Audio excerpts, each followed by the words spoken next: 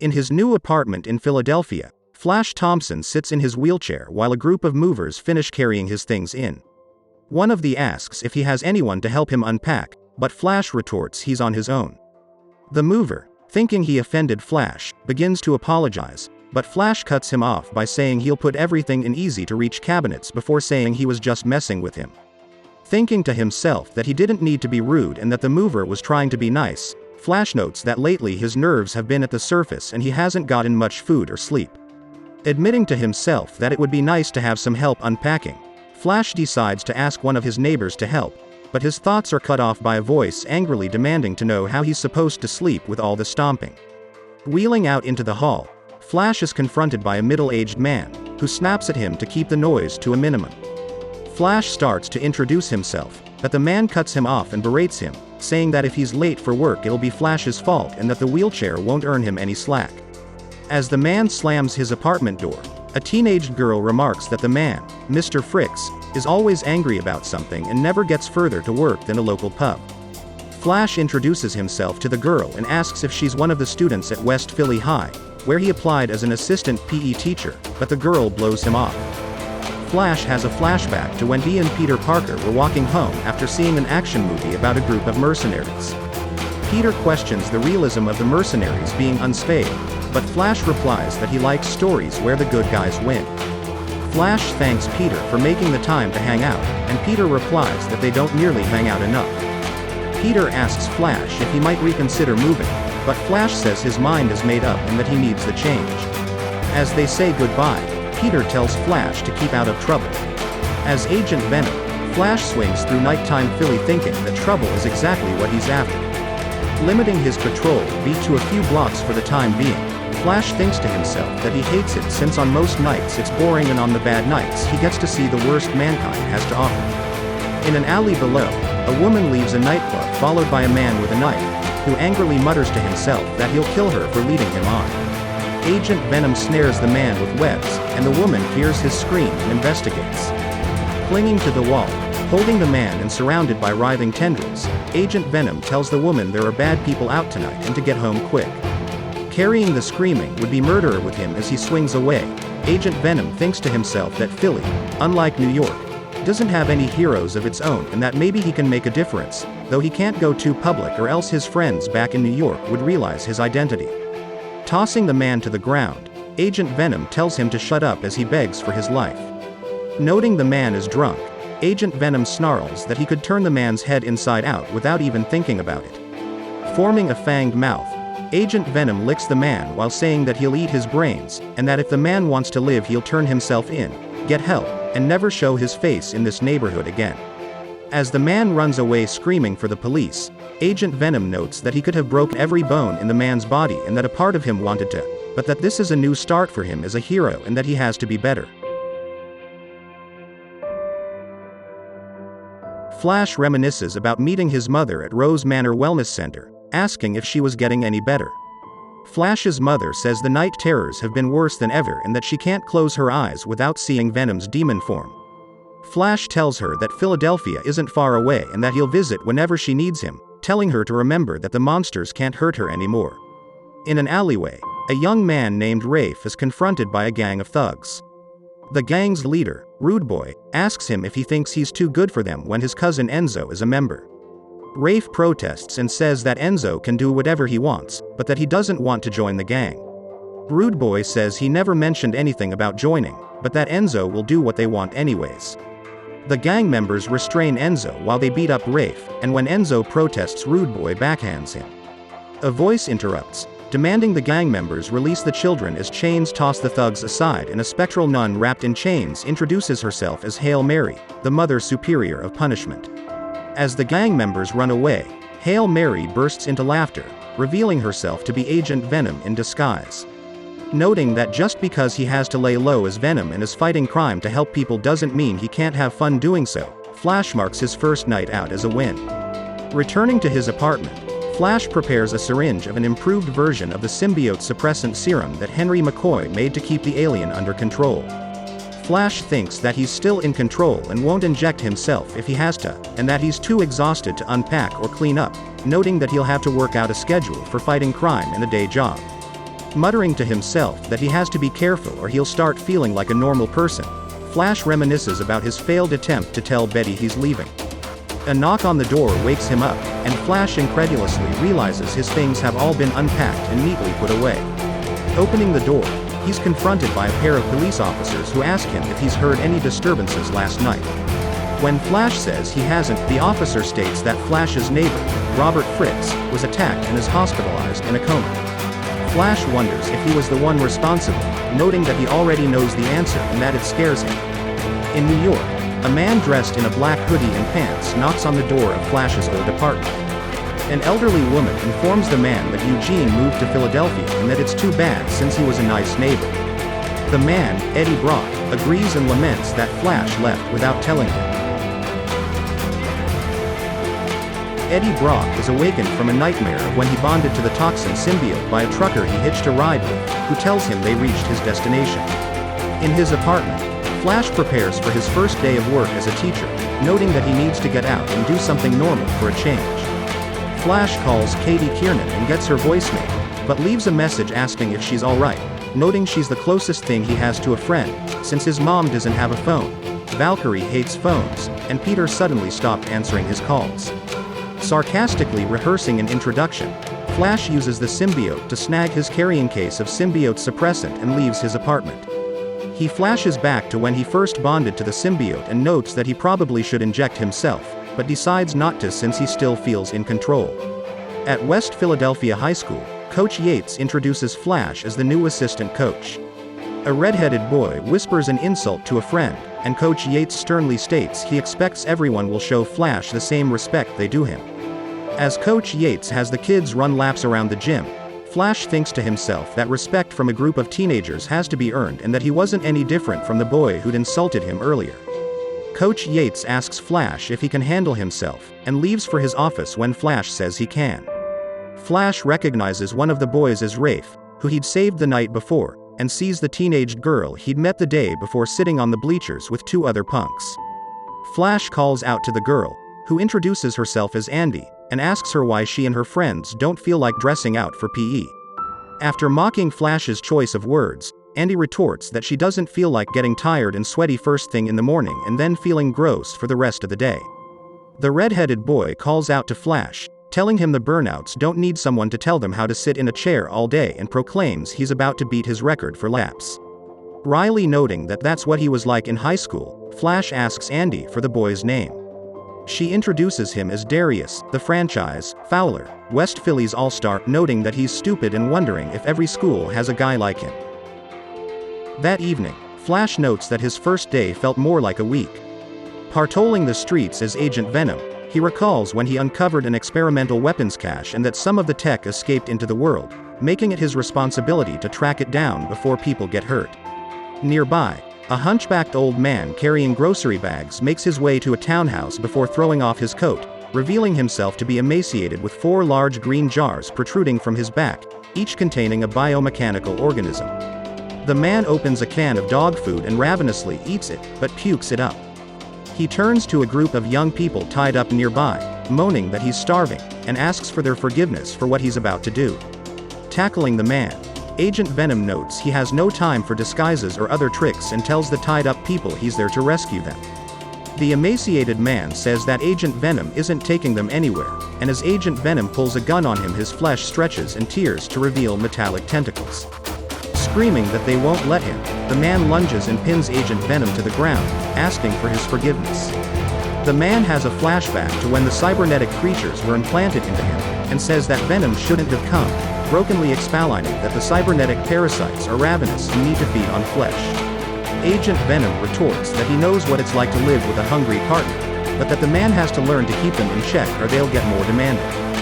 The symbiote coils a tendril around the cyborg's throat and flings him away, and Flash wonders if he's been off the drugs long enough for it to be waking up. Grabbing his gun and leaping to his feet, he sees that the man has fled, and notes he moves fast for a guy with malnutrition issues. Agent Venom frees the captives, and notes that while he's marking the night down as a win, he still has to track the cyborg down before he claims a victim. Elsewhere, the cyborg collapses from hunger outside an alley and notices a man sitting against a wall. The man, Eddie Brock, remarks that both he and the cyborg made mistakes.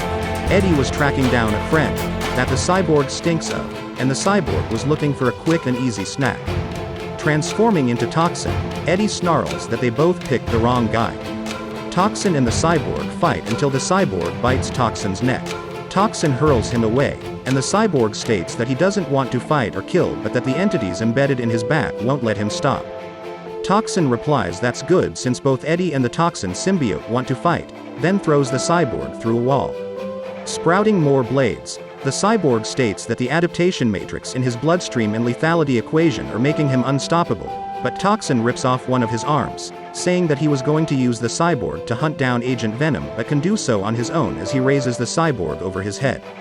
As Toxin is about to rip the cyborg in half, a pair of serrated metal tentacles rip from the cyborg's abdomen and plunge into his chest. Flinging the cyborg aside, Eddie urges the symbiote to heal him, then notes that the cyborg had more bite than he'd expected, but that he can track its scent and use it to find Venom. On a video chat with Flash, Beast notes Flash isn't using his prosthetic legs, and Flash replies that they're uncomfortable and that using them felt like cheating. Beast commends him, saying it's Flash's decision and that he wants to make a fresh start. Flash informs Beast about the cyborg, saying he's infected with alien technology that is mutating him. Beast notes that Flash's report on his encounter speculates that the cyborg was one of the UFO's experiments, and says that he could at least try to help him provided Flash can capture him.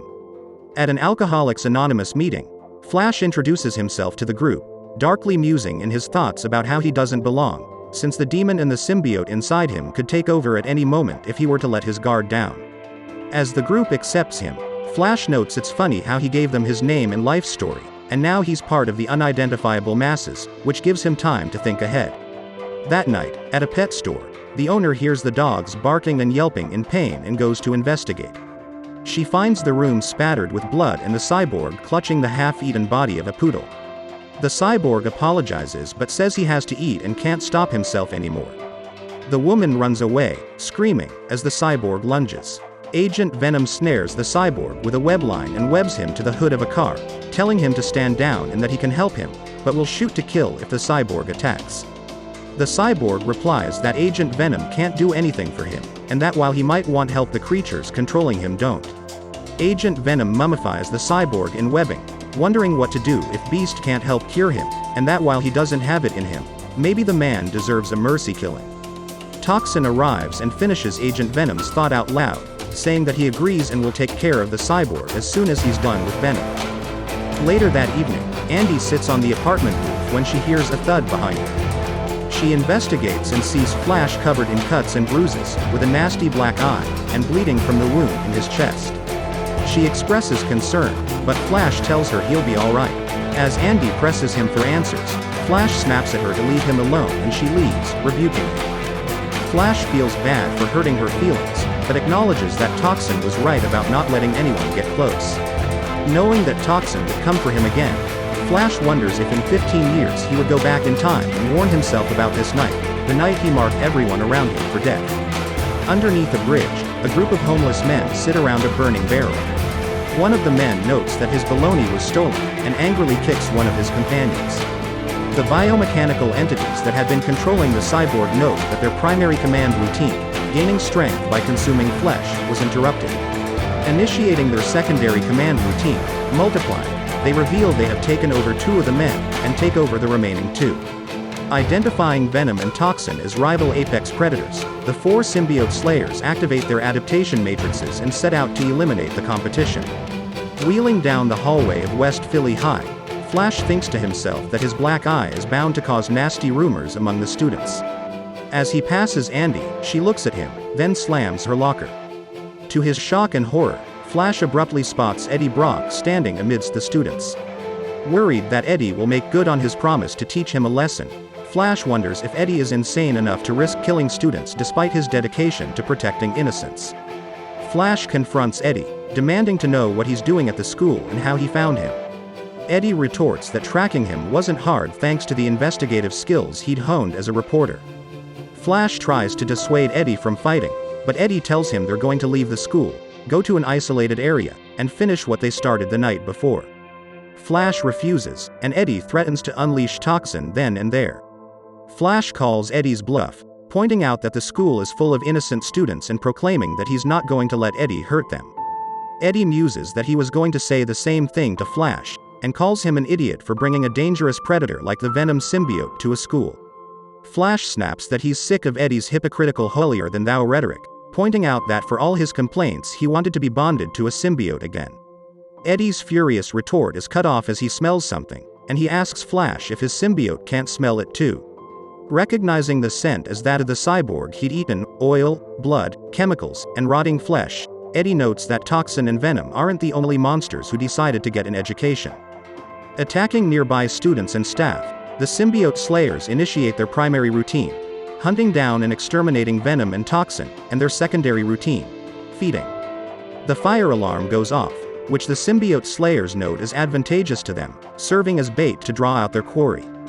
Flash asking Eddie for his help in protecting the students from the threat Venom and Toxin brought to the school, saying he's going to ensure the students' safety first and that Eddie can kill him when they're done but otherwise to stay out of his way. Flash directs the students to hide in the nearest classrooms, but Andy stops and asks about the alarm. Flash tells her to get inside and keep everyone calm, and not to worry about him. Eddie watches with a thoughtful expression as Flash promises not to let anything bad happen to her. Thinking to himself that now he has to keep his promise to Andy, Flash asks Eddie if they can reach an agreement. Eddie agrees to a temporary alliance, and they transform into Agent Venom and Toxin. As the Symbiote Slayers roam the empty halls, Toxin attacks from above and devours one of them before turning to the others and challenging them. The Symbiote Slayers observe that he is overconfident and outnumbered, but Agent Venom attacks by sending tentacles through the ventilation shafts, noting that while Toxin went in for an all-out frontal assault, he's employing guerrilla tactics in order to even the odds. He notes that the Symbiote Slayers are infected by the same alien technology that had been controlling the cyborg Toxin had eaten, and that he's beginning to agree with Toxin's assessment that there wasn't any other choice but to kill him, wondering if that means that Toxin is right about him too. As the Symbiote Slayers overwhelm Toxin and tear into him, Flash wonders if he should let them kill him and then clean the leftovers up, since Eddie came to the school intending to kill him. Deciding he can't go through with it, Flash erupts from the floor in Venom's classic monstrous form, roaring at the Symbiote Slayers to get off Toxin. Flash notes that he'll probably regret saving Toxin, since Eddie knows who he is and can target his loved ones, the same reasons he tried to assassinate the crime master, but that he's not willing to do the same to Toxin, despite it being the biggest possible mistake of his life. Venom and Toxin easily dispose of the remaining Symbiote Slayers, with Toxin complimenting Venom before asking if he's ready for what comes next. Venom incredulously asks if, after everything they've been through, Toxin still intends on killing him. Toxin replies that looking at Flash as Venom is like looking into a mirror, and that he knows the urges that come with the black and white symbiote. Eddie states that he couldn't control it, and he asks Flash why he thinks that he can. Reverting back to his Agent Venom form, Flash responds that he can control it because he has to, that Eddie had no reason to suppress the symbiote's predatory urges and turned his back on everyone, but that he's trying to build a life. Looming over Venom, Toxin agrees to a truce. He will let Flash be so long as he uses the Venom symbiote for good, but he will be watching, and when Flash loses control of it he will mercy kill him. Agent Venom replies that if he ever loses control he'll want Toxin to kill him, but Toxin insists it's not a matter of if, but when. Eddie retracts the Toxin symbiote, repeating his question of if Flash is ready for what's coming next. Later, police and ambulance services evacuate the school, while news crews show smartphone footage of Toxin battling the Symbiote Slayers, speculating on whether or not he was Carnage and what his role in the attack was. Flash goes on record giving Toxin all the credit for saving the school, saying that he single-handedly fought off the killer cyborgs, and that while he was frightening it was kind of nice knowing that someone's looking out for you and watching out for what comes next. Elsewhere, Toxin stands beneath a tree, silhouetted by the setting sun, while a surviving Symbiote Slayer scurries into the shadows of an alley.